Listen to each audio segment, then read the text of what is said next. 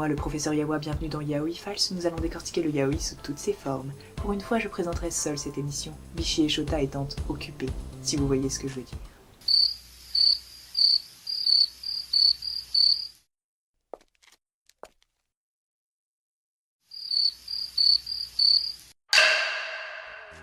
Lire du yaoi, ce n'est pas toujours évident et on comprend la fièvre revendicatrice des lectrices qui deviennent agressives vu les clichés qu'on colle à la peau des accros ou fujoshi, à traduire littéralement fille pourrie. Charmant. Néanmoins, ce sont les fujoshi qui les premières se qualifient ainsi de filles pourries, pour prévenir les critiques, à la façon peut-être des queers qui ont réutilisé un mot qui servait initialement à les insulter pour se qualifier fièrement. Mais le yaoi est mal vu, d'une part parce qu'il touche au domaine des fans, d'autre part parce qu'il est un domaine majoritairement féminin et donc inférieur selon la norme patriarcale. Enfin, en plus de cela, le yaoi touche le sujet du sexe et remet même en question certaines normes et idées établies. Heureusement, entre fujoshi, on se serre les coudes. On s'échange des conseils de lecture, on se relit nos fanfictions et on s'offre de magnifiques fanarts porno de nos personnages préférés. Mais il demeure certaines épreuves que la fujoshi doit affronter seule. Listons-en 5. Au cours de cette émission, je parlerai essentiellement du vécu des fujoshi, filles pourries. Même si je pense que le vécu des garçons pourris, fudanshi, pourra également y faire écho. Première épreuve, accepter sa passion. Qu'on interroge les auteurs de fanfiction /, les dessinatrices de boys love ou encore les simples lectrices, le même refrain revient en boucle. Je ne comprenais pas le succès et puis j'ai lu et c'était bizarre, mais plaisant. Accepter que le fait de voir de beaux garçons forniquer ou s'échanger de grandes déclarations sur fond de paillettes trempe sa culotte et fait battre son cœur est difficile pour la fujoshi. Les centres d'intérêt féminin étant constamment dévalorisés, la dimension paillettes et sentiments est dure à assumer. Et le désir féminin et l'homosexualité étant encore des tabous, on a là un double interdit qu'il est pourtant délectable d'outrepasser. Et sachez qu'on ne revient pas en arrière une fois entré dans le monde merveilleux du yaoi. Deuxième épreuve, entretenir sa passion. On touche là au consumérisme exacerbé qui fait du phénomène otak geek une subculture et non une contre-culture. L'intérêt de la fujoshi, fraîchement lectrice de yaoi, peut s'éveiller au détour de l'alchimie surnaturelle de deux acteurs, d'une fanfiction cochonne lue par hasard en cherchant dans son fandom préféré, d'un baiser awkward dans Naruto, ou d'une recherche Google Images qui tourne mal. Mais si en général la fujoshi reste attachée à son premier ship, généralement assez rapidement une multitude d'autres duos bien assortis de jolis garçons émergent comme des champignons en milieu humide. Cette métaphore n'est pas très heureuse.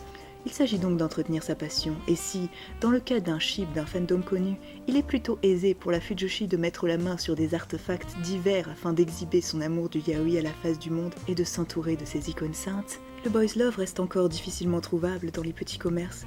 Surtout qu'on n'est pas aidé quand Asuka plastifie ses mangas, ce qui nous rend impossible toute lecture test.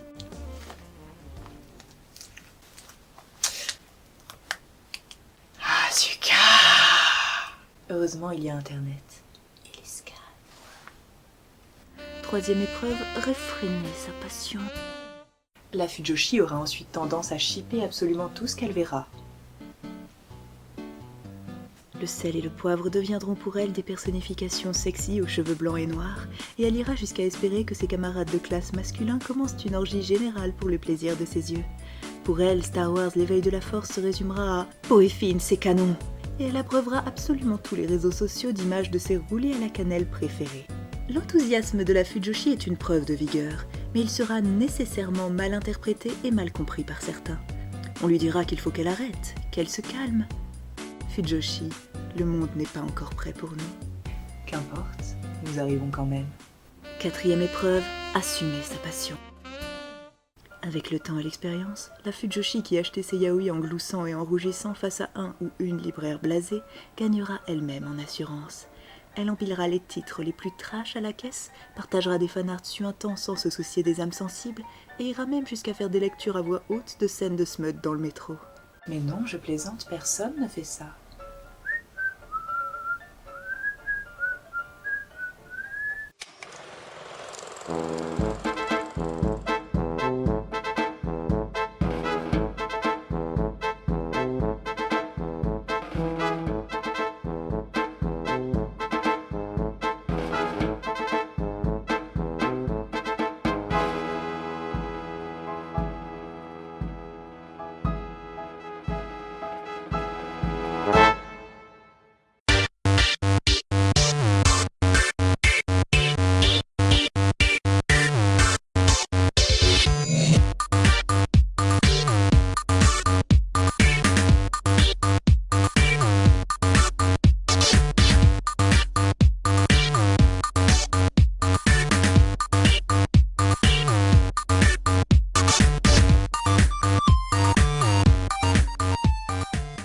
Bref, la Fujoshi sera enfin prête pour la conquête du monde, sauf qu'il reste une ultime épreuve à franchir, le baptême du feu. 5e épreuve, expliquer sa passion. On en revient au premier point et à cette interrogation d'un entourage incrédule face à la passion de la Fujoshi. Pourquoi ? Pourquoi 2 hommes ? Qu'est-ce qui t'attire là-dedans, au fond ?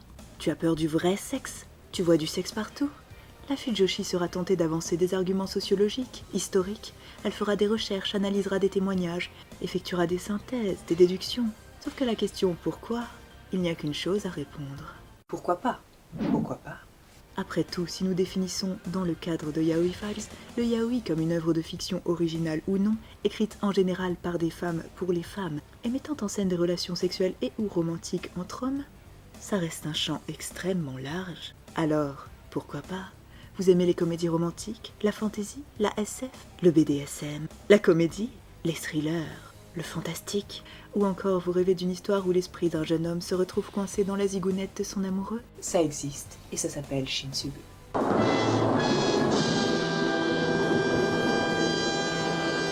N'importe qui peut trouver la forme de yaoi qui lui plaît, pour peu qu'il laisse une chance à ce genre sulfureux qui pourrait bien bousculer ses a priori.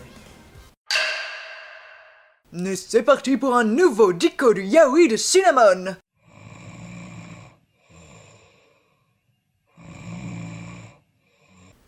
En fait non. C'était le professeur Yawa sans Bishi et sans Mais sans Shota. Cinnamon. À bientôt pour un nouveau Yaoi Files et n'oubliez pas qu'importe votre genre et votre identité, vous êtes libre d'aimer le yaoi un peu, beaucoup, à la folie, passionnément, mais vous êtes même libre d'aimer modérément. Ne partons pas en guerre dans de fiévreux commentaires, parlons plutôt d'amour et de sexe. À la prochaine. Just looking for a way out. Just looking for a way out.